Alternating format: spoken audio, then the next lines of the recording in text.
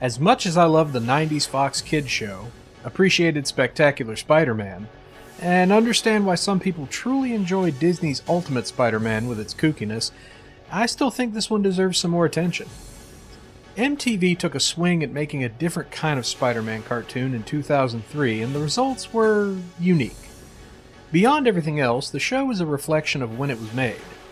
No, I don't just mean because of all the phones were made to look like Sony models from that time, with some Nokia ringtones and some weird in-depth advertising, but everything from its art, story, and even setting were affected.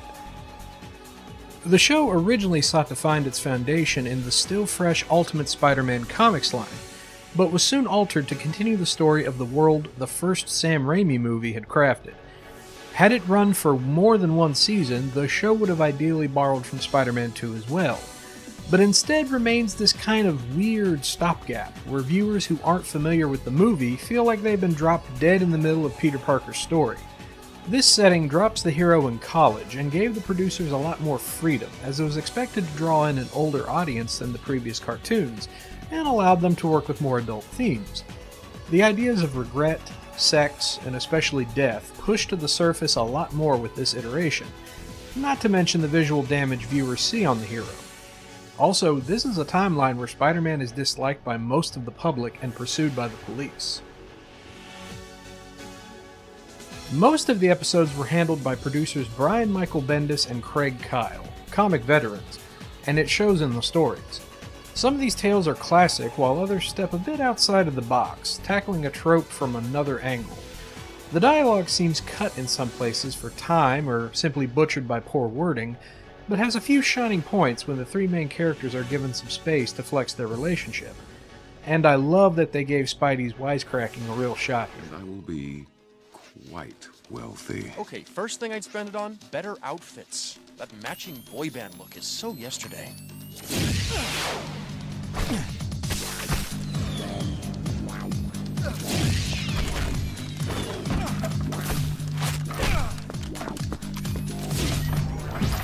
Whoa. Good call. I really love what you've done with the room. It'll look even better without you. The show has a good cast of characters, with Peter, Mary Jane, and Harry Osborn being the focus. Peter and MJ are in a blossoming relationship that quickly becomes a triangle, and Harry is trying to play it cool while still hating Spider-Man, a character trait that bogs down some of his scenes when he isn't delivering solid one-liners. It was also an odd choice to leave Aunt May out entirely, other than the slightest nods, because they wanted to keep the show centered on a more youthful demographic, which sounds a little silly. They also brought in new characters that were seemingly slight alterations or amalgamations from existing ones. This includes several of the villains, but shows even more with a character like Indy, who was made for the show, but seems to fill the role and share traits with someone like Betty Brant. A whole disc of news videos? What do? Just stalk the police? Or no, you perpetrate the crimes. That's how you're always there. I saw that in a movie once, but nah, you've got too kind of face. I can read faces. Excuse me. It's not news, actually. It's just a little thank you. Wow, I do things for people all the time and they never... Thanks. My stuff only got onto the evening news because you helped out. Well, I would have been news on the evening news if not for you. Young indentured servant meets tragic death doing what she loves best, pretending to report. There is a lot of good voice talent in the show, most of which I don't think got to show off their full potential other than Neil Patrick Harris' Spider-Man. Leave it to NPH to capture the character in such a strong way. Probably my favorite part of the show. I was glad to see he got a chance to voice the character again in the Shattered Dimensions game.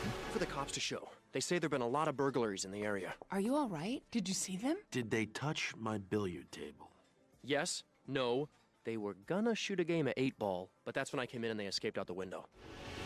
My first time watching the show had Mary Jane's voice actor growing on me after a while, but I had no clue until recently that it was singer Lisa Loeb bringing her to life. I feel like a skater gliding toward you. Free and alive and excited. But then you keep veering to the side, and I always end up headed right for a big freaking crack in the ice. Hi there. You might not have noticed, but I'm a little confused about us. Peter, The word I'm looking for is consistency. I think you know how much you mean to me. Well, you better know, seeing as how... let's see. Oh yeah, I told you. MJ! Peter, Harry rounds out the trio as Aaron Zierden from Beverly Hills 90210 fame. And it isn't that his performance lacks, as much as the scripts give him less to work with, other than forced bouts of Spider-Man hatred and womanizing. or robbery attempt. Dude, let me get this straight. You charmed Indy the researcher, and she got her producer to buy your video clips? Well, she thinks I saved her life. Well, how'd you do that? Hypnosis? A fluke. Anyway, I thought I should thank her. Custom CD. You woo master, you. Just, a little thank you. A card says thank you. Cappuccino for 2, thank you. But a custom CD. Too much? Weapon of mass destruction. What would MJ say? There are several other great performances with talented voice actors, special guests, and musicians, since it is MTV. Ed Asner plays a police officer. But then you come tra-la-lying back just after we nab the perps. Yeah, I was, out looking for a payphone, actually. Out looking for a payphone. To call for help. Oh, right. That's where I know you from. Ripley's Believe It or Not. You're the only 18-year-old in Manhattan without a cell phone glued to his head. Rob Zombie voices Dr. Kirk Connors, aka the Lizard. Only to grow a new one later. Interesting feature. And And I suppose if man could do that... you're finally getting it. What would someone like me give to regenerate an arm? An industrial accident takes it away, and an injection of hybrid DNA brings it back. Time to incrementalize the enzyme reagent. How's it holding? Michael Dorn fits well as Kraven the Hunter. Idiot. You want that kind of revenge, you have to do it right in front of his face.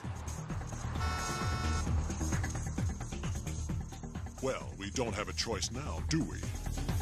And Michael Clark Duncan reprised his role of Kingpin. Spider-Man can't get no respect. What a rube. You make that pickup for me? If there's even one fry missing. Boss, I don't eat that crap. Good. While James Marsters, Jeffrey Combs, Kathy Griffin, Eve, and of course, even Stan Lee lent their talents to various side characters. She's dead, and I assure you nothing can bring her back. But wouldn't that anger you feel be better channeled into revenge? Isn't that what you really want? To avenge MJ's death? Who are you?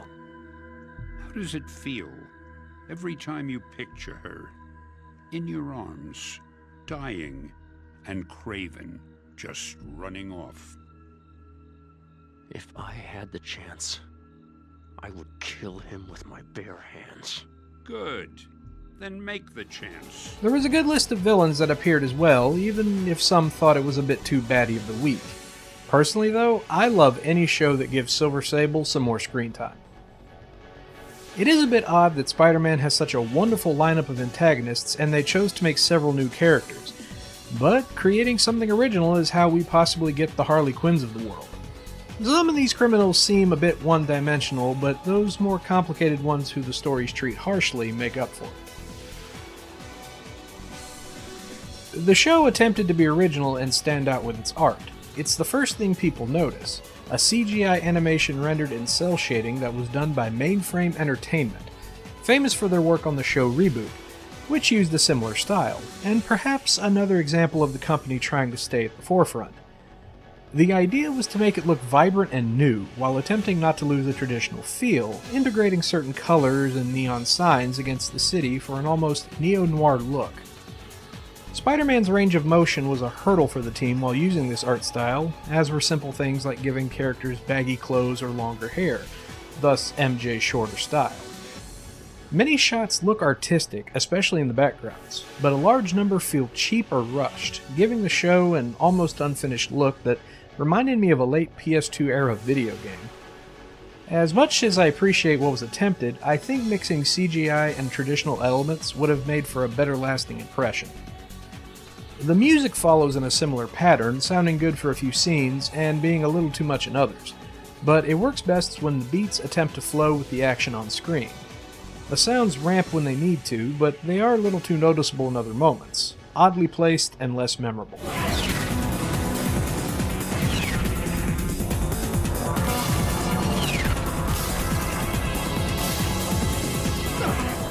Nobody likes a tailgater. Talk about road rage.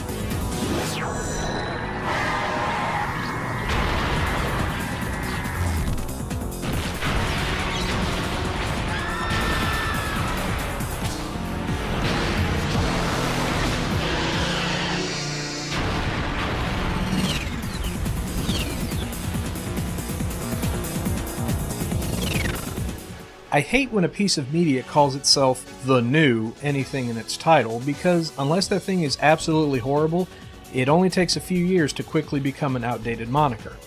I know the show had to differentiate itself, especially from the 90s cartoons, but there had to be a better name. The show was cancelled after the first season due to underperforming on views, but it seems there was enough of an audience to have been upset it wouldn't be returning. Which is a shame, as the show ended on a bit of a cliffhanger, and the producers seemed to have a lot of ideas for the characters had it continued. It didn't help that MTV aired the episodes out of order originally, which screwed up some of the character arcs, and the channel has a history of giving up on several good animated shows. It's a shame because I see a ton of potential in what fans got, but several elements have dated it even more than necessary. I'm not sure if Spider-Man will ever receive another opportunity at an adult-oriented cartoon, which may leave this iteration in a unique position amongst fans. This is a show that certainly could have used a few more eyes on it, but one that remains fun to revisit when I want to go back to 2003 for fun with the old webhead.